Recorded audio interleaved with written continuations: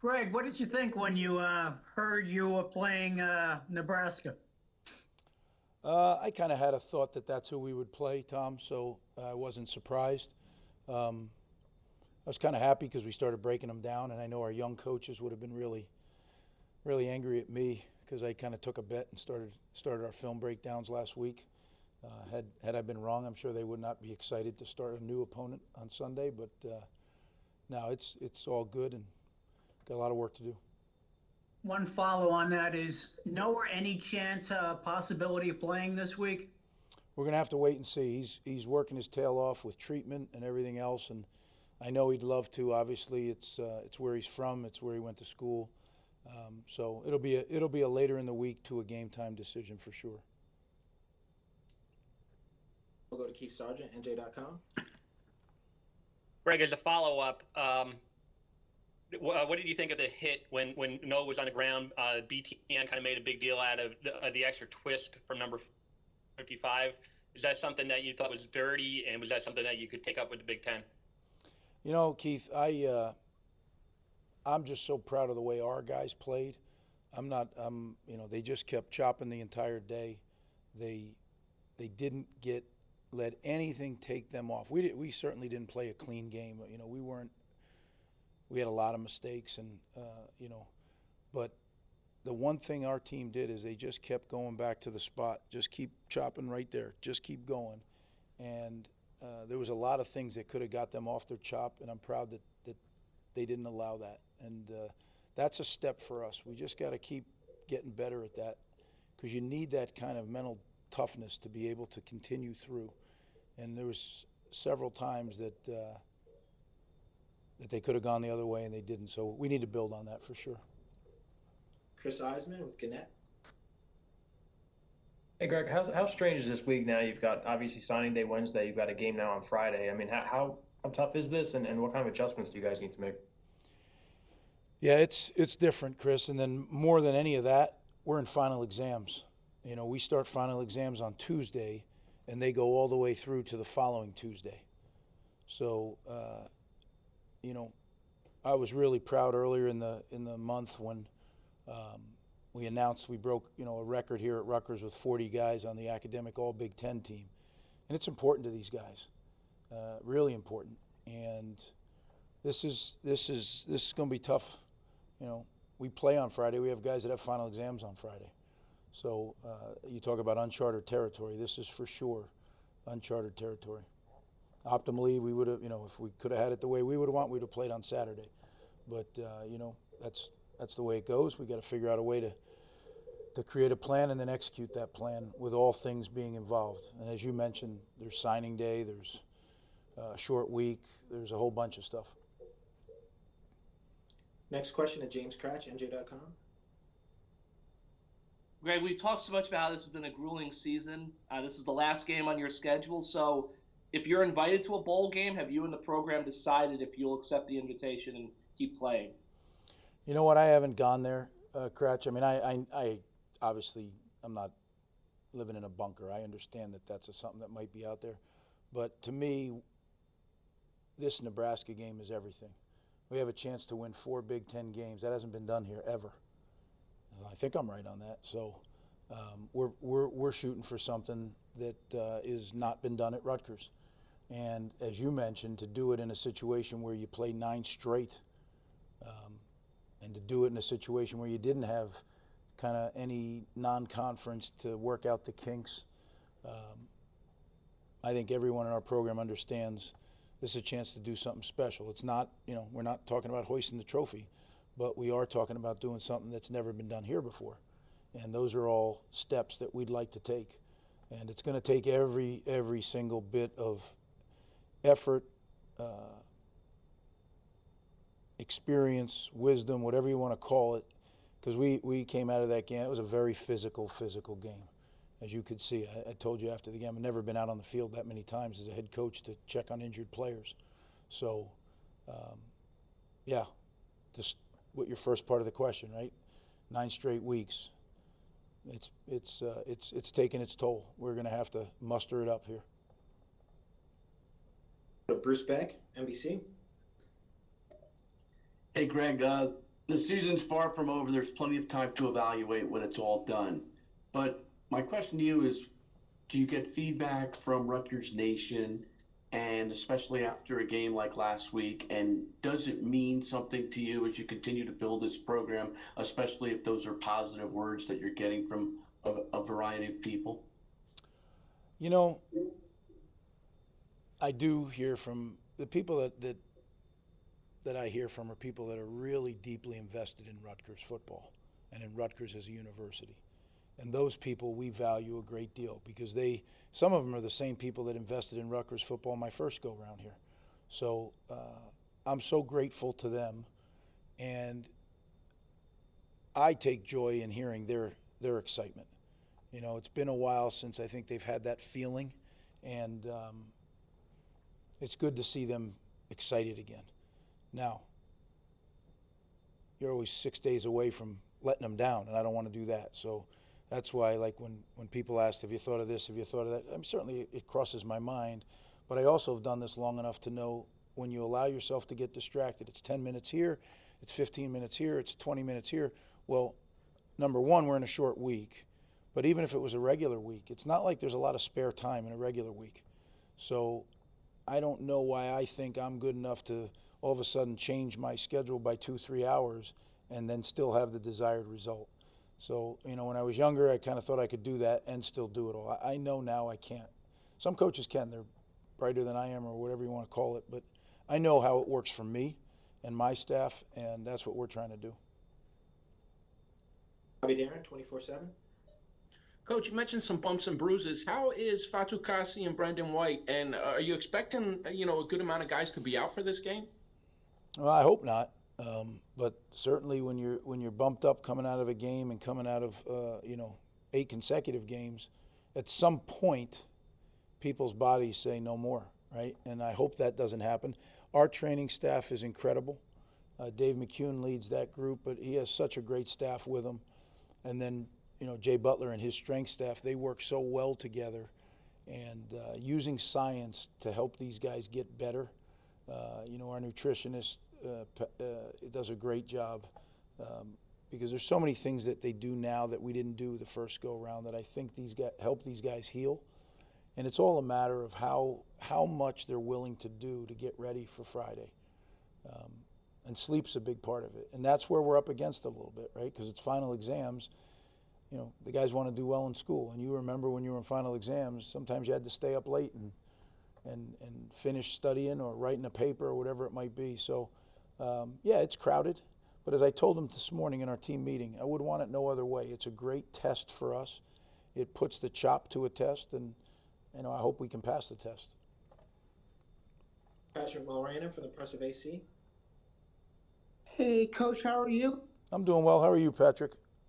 Fine, thank you. I just wanted to ask, can you please talk a little bit about your resiliency this season among your team? I mean, it seems like in every game, no matter the situation, no matter what the score is, you guys never stop fighting. You always play into the very last minute. If you can just talk on that, and what are you doing as a coach to ensure that happens every week?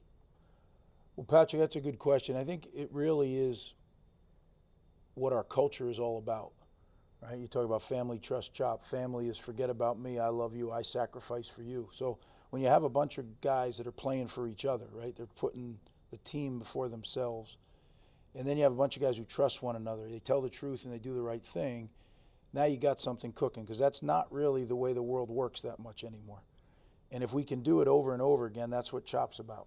We want to be able to just stay on that spot. And we call them bombs. There's bombs going off right and left. But are you able to stay focused on that spot on the tree and keep swinging? Now, certainly that's a metaphor, but that's our metaphor. And that's what we try to, bring it back to that spot when you get distracted. Bring it back when you get a penalty. Bring it back when you turn the ball over. You can't do anything about that. You can't let the past dictate how your present's going to be. And I think to answer your question about their resiliency, they're learning. I think it's a learned skill. And as a coaching staff and as a program, we all try to help grow at it ourselves, but then help these young people learn a skill that's, I think, much more important than just winning games. Because as we all know, as you get older, life is tough. And you're going to get those spots where it gets a little bit hairy. can you bring yourself back to focus on really what's the important thing, and keep the main thing, and then chop away at it. And they're learning that skill. We're not there yet, but they're learning it, and I think that's what helps them in games where the ebbs and flow of a game, that they're working on that skill here for over 12 months now, and they're getting better at it. Thank you. Steve Politi, NJ.com. Hey, Greg, is Art even a better quarterback than when you first got here, or even at the start of the season? And does his just physical talent, his ability to throw the ball, make it hard to keep him off the field if he starts figuring the rest of the game out? Well, Art's definitely improved. I think all of our quarterbacks have improved considerably. And I forget who was asking last week, the ones you don't get to see other than warm-ups. And since you can't come, no, you're not at the stadium, so you don't see them in warm-ups, do you? So shame on me. So you don't get to see those guys. But we're getting better as a position group, all of them. But Art is certainly part of that position group. I think Art's substantially better than he was when we first arrived. The hard thing was, if you remember, we never got spring ball, so it was hard to you're not allowed to coach him with a football. So one of the things that's kind of important for a quarterback is that darn ball. So I think the job Sean has done developing the quarterbacks has really been something special, and I think Art has really gotten better. And he's shown that. When he's come in, he's done some really good things. So, as I said, I think that room has a certain chemistry about it, that they're all pulling for each other. And, you saw that in a couple games ago when Johnny was in there doing his thing and Art was, that's genuine. That's real. So I'm encouraged by the room as a whole. And we got to make sure we go out and play well at that position Saturday, because, as you know, in this game, there's no more important position than the quarterback position. He touches it every play, he distributes the ball. If you're playing at a high level at that position, you have a chance to win every week. Facility, Rutgers Radio Network. Greg, I know you say you practiced it, but maybe do you have more of an appreciation of that game-tying field goal, the clock running, new kicker, new holder, guys banged up, clock's running, and the way they pulled that off? Yeah, Fooch, we practice it a lot. It's something that we do every week, and we've done it since we started, and I think they're very comfortable with it, and they executed it perfectly because it wasn't really a hurry, as you know, right? There was 20-something seconds. We wanted to make sure that we didn't have to go cover a kickoff after it went through the sticks, that, it was overtime. So they did a great job letting the clock tick down, kicking it right on time, where we didn't have to go defend a kickoff before we get to overtime. So I was really pleased with their execution. That's a different play than the hurry play where you just got to get out there and kick it. But equally as hard, because now you're standing out there and you're waiting for the darn thing to tick down. So, yes, I was pleased, very. A few more here. Aaron Brightman on the Banks. Hey, Coach. Just wanted to ask the challenge from preparing for Nebraska's offense, statistically unique with three non-running backs leading rushing, and having to do that in such a short week.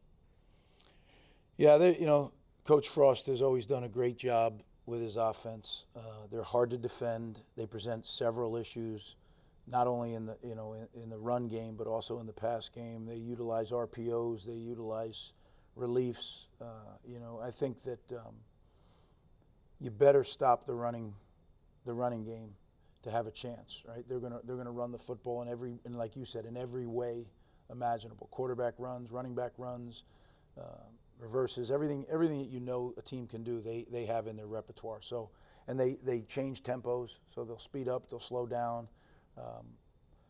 It is going to be definitely a handful. Coach Smith and the defensive staff are hard at work trying to put together a plan that not only will be effective, but that we can make sure we can master with one less day of preparation.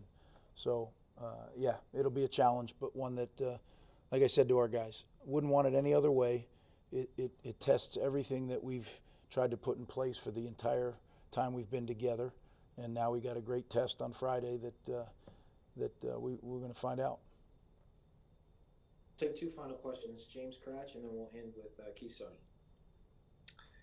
Greg, you mentioned that some of the guys have finals on Fridays. I'm just curious, did you ask the Big Ten to play Saturday? Did they just not honor that request? I mean, and how much, I guess, work did you have to do with the academic staff to make this happen on Friday? Well, it's current, no, not past tense. We're working through everything as we speak. When you're a member of a conference, there's other things that are involved. I understand that. I was hopeful that we would get a Saturday game because there's much less conflict on Saturday, even though there are finals on Saturday. Much less conflict. But there's a lot of things at work. There's TV, there's matchups, there's the whole shooting match. I was hopeful that we would get Saturday. We didn't. We got to figure out a way to get everything done and to be successful in the game on Saturday. Keith Sargent? Greg, assuming, if he is able to come back, are you a storyline guy? I mean, do you have to talk to Noah about the potential of playing in Nebraska and trying to dial it back a little bit, assuming, if he could make it back? What's a storyline guy? I don't know what that. Like, what do you mean? Are you intrigued by, everyone's going to be talking about, Noah against Nebraska. Oh, I got you. Yeah, I'm sure there'll be emotion, Yeah, there'll be emotion, I'm sure. And I'm sure, he, like all of us, he's got pride. He wants to go and play well against his state school back where he lives and one that he played at. But Noah's uniquely mature for his age. He's beyond his years. So I think that he understands playing the quarterback position is probably the most detailed of maybe anything in sport, right? You could say there's some other things, but in no other sport do you have to be that detailed. Meanwhile, 300-pound men are trying to rip your head off. So that's where details hit the rubber meets the road on the details. He's unique with his maturity, so I think he'll be able to keep that where it needs to be to play effectively. My bigger concern is can we get him healthy enough to play on Saturday?